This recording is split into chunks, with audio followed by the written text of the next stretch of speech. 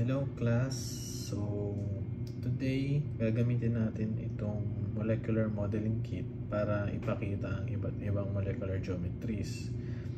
So, tandaan natin na ang geometry ay nakabase sa Besper theory or valence shell electron pair repulsion theory na nagsasabi na ang electron pairs sa paligid ng central atom ay magre-repel at mag-a-arrange ng pinakamalayo sa isa't isa.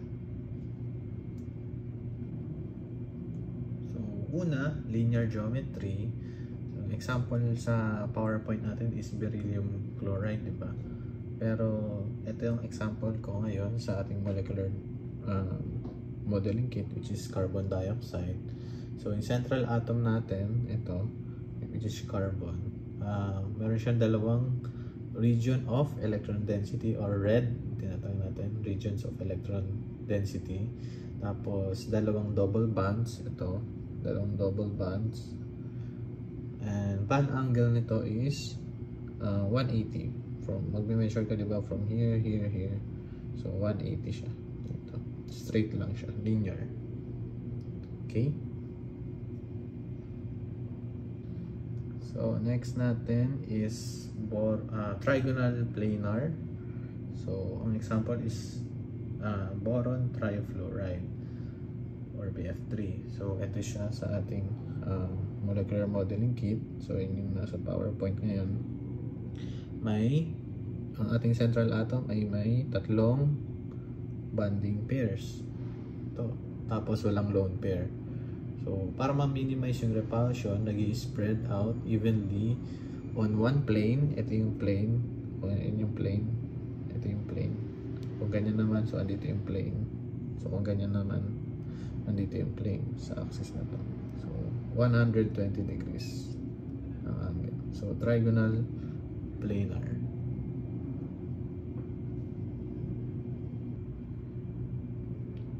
So now tetrahedral. Classic example is yan, yung nasa PowerPoint, which is methane. So ito siya sa ating model kit. So carbon has 4 bonding pairs. Ito, 1, 2, isa sa likod, isa sa harap. So naalala nyo yung sa drawing ko pag nagdo-drawing ng 3D, diba? Isa sa taas, sa gilid, tapos isa sa likod, dash line siya, minsan naka-drawing, tapos naka-wedge pag nasa harap. So yan, all bond angles, ilan daw? 109.5 degrees from all sides. Dito, dito, dito. Okay, so ito yung pinaka-symmetrical na geometry sa lahat.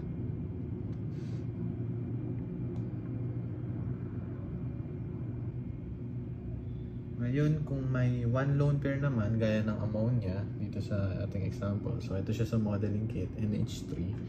So nitrogen, tapos tatlong hydrogen. So ang electron geometry ay tetrahedral. So tandaan nyo, electron geometry, tetrahedral pa din.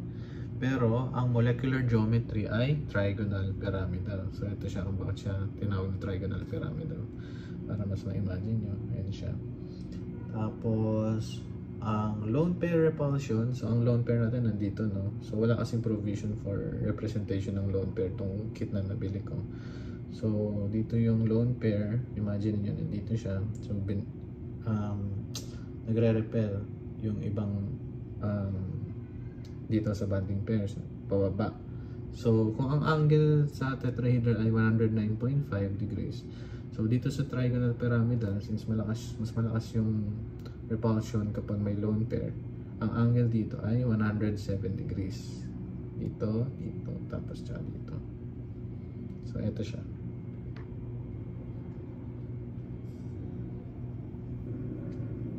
Ayan. So next natin is yung water molecule. So ito siya. So ganun ulit to. Ang central atom has 2 bonds. Ito.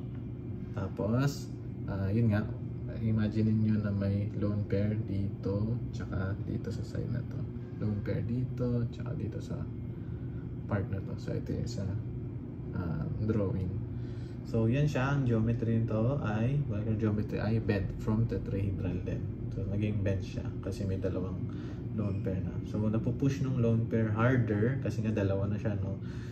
Kaya yung bond angle nag-shrink further to 104 104.5 degrees. Dito. 104.5 degrees. Ayan siya.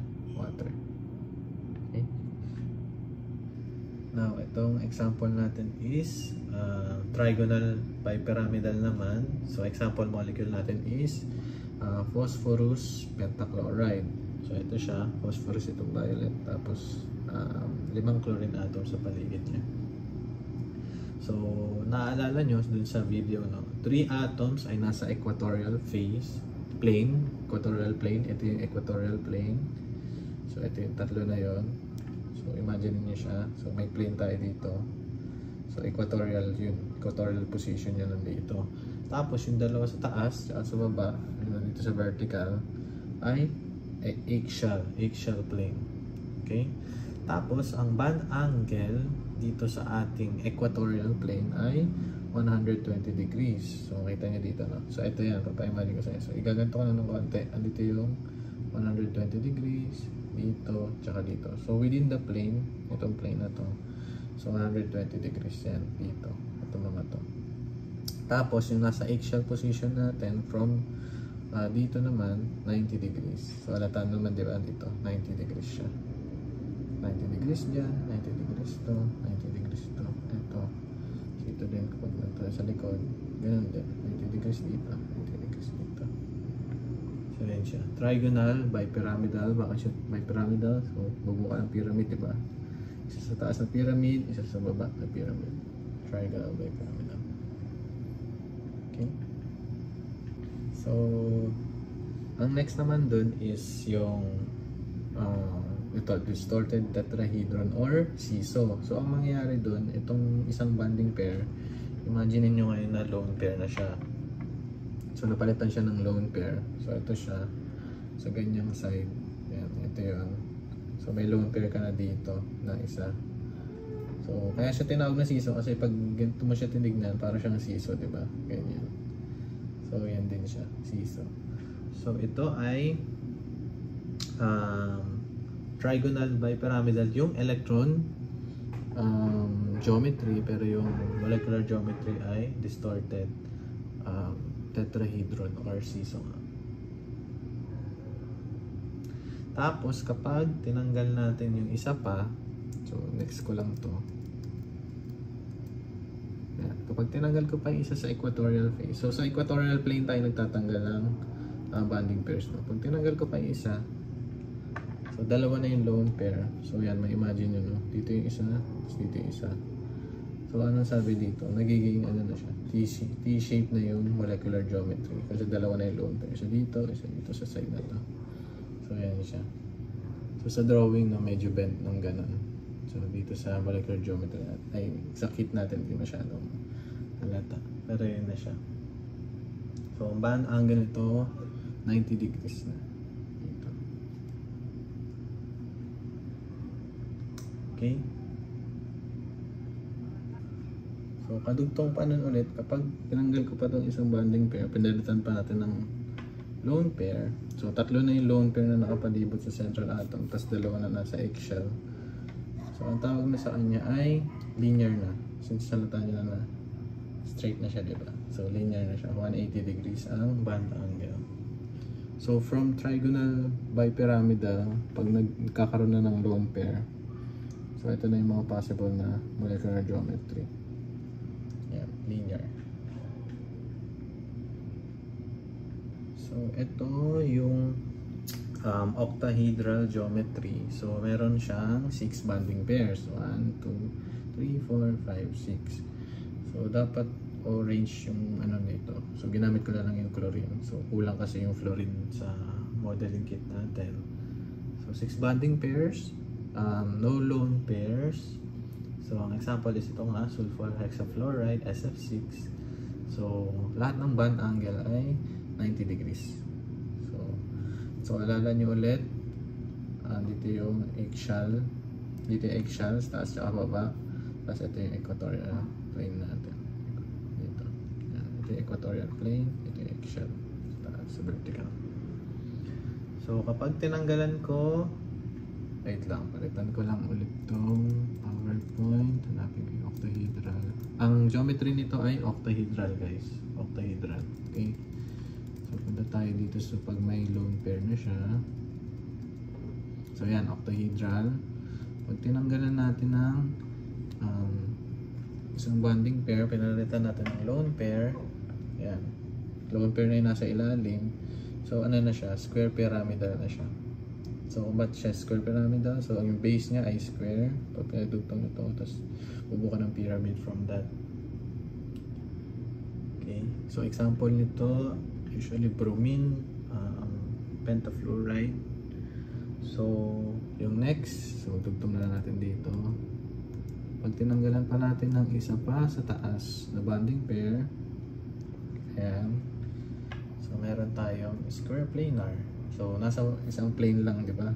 Tandaan nyo. Yan, isang plane lang. Square planar siya. Dalawang lone pair. Isa sa taas, dito. Isa sa baba, dito. Yan.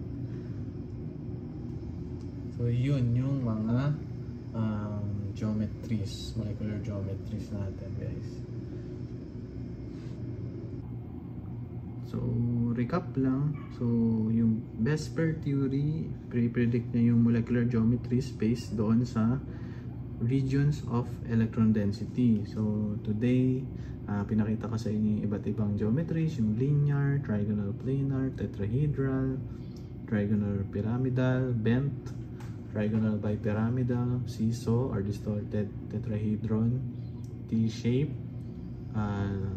octahedral, square pyramidal, and square planar. So yung itong molecular modeling kit, isang magandang tool siya para mas ma-visualize nyo yung 3D na shape, di ba, pag molecular geometry. Tapos mas maiintindihan nyo ngayon siya kung bakit ganito yung mga angle, ganito yung geometry. So hopefully nakatulong tong supplementary video na to.